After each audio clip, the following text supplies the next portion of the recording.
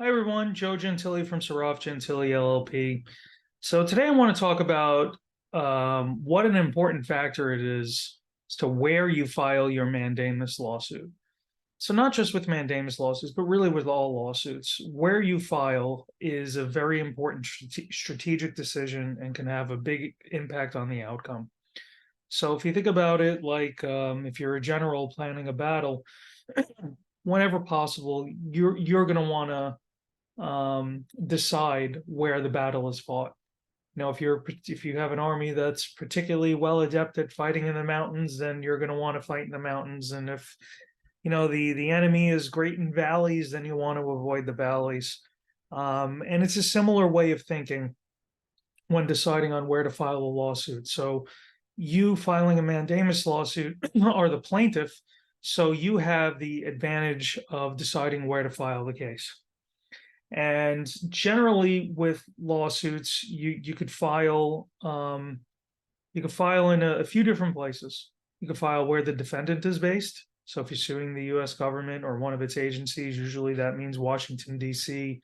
or the District of Maryland.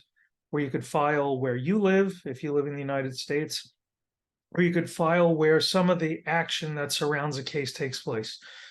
So, for instance, if your case is being processed by the Texas Service Center, you could potentially file in Texas, in Dallas, Texas. Normally, the place you want to file is where you live. There's certainly exceptions to that, but that is generally the best place to file. Why? Because if at all possible, you want to avoid Washington, D.C., and you want to avoid Maryland. If you live there, you don't have to worry about that so much. But if you don't, you want to avoid it. And the reason is because historically there's been a very large amount of immigration litigation and mandamus cases took place in those jurisdictions. And I think it was really overwhelming the U.S. attorney's offices there. And so they took a position of trying to aggressively oppose everything filed there, I think in an effort to disperse the filings. And so you want to avoid there. One way to avoid there is by filing where you live. And that's because judges are typically reluctant to transfer a case or agree to transfer a case to another jurisdiction if it's filed where the plaintiffs live. So it's not impossible, but the cases are stickier there. That's not really the end of the analysis, though. If you've have a lot of experience litigating, there's a few other factors you're going to want to look at. You're going to want to look at how the U.S. attorney's offices in the different areas where you're thinking of filing, how they're treating cases, at least how they're treating cases recently. Sometimes they have unofficial rules, let's say, about which cases they'll oppose and which they'll just push the government to settle. And if you know that going in, that's an advantage. You want to know if there's any case law that exists where you're filing that's particularly helpful or particularly harmful.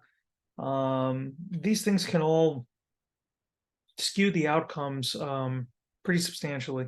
So you want to know that as much as you can up front before filing. Sometimes you don't have a decision. For instance, if you have a naturalization case where you had an interview and you're waiting more than 120 days for a decision, you don't have all these choices. The statute specifically says you have to file where you live. So that makes it easy. But in general, this is something you want to think through on the front end. What are your options in terms of where you can file? What are the pros and cons of the different possibilities? And this is something that an experienced litigator will instinctively know to do, because if you've been litigating for a while at all, you know that these decisions that you make on the outset could have a really big impact on the eventual outcome.